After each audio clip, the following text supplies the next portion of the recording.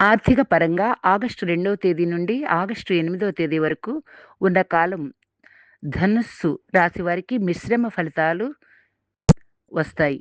నూతన పెట్టుబడుల విషయంలో తొందరపాటు వీరికి పనికిరాదు. భూమి లేదా వాహన కొనుగోలు ప్రయత్నాలు ఒక కొలిక్కి వస్తాయి. ధను రాశి వారికి ఈ వారం ఉద్యోగంలో అదనపు బాధ్యతల వల్ల శ్రమ పెరుగుతుంది. అయితే శ్రమకు తగిన గుర్తింపు ఆలస్యంగానైనా లభిస్తుంది. వ్యాపారాల్లో భాగస్వాముల సహకారం వల్ల ఆశించిన లాభాలు సాధిస్తారు.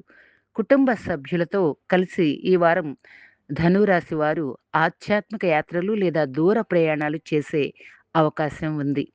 గొంతు లేదా ఛాతీకి సంబంధించిన చిన్నపాటి ఇన్ఫెక్షన్లు వచ్చే అవకాశం ఉన్నందున తగిన జాగ్రత్తలు తీసుకోవాలి.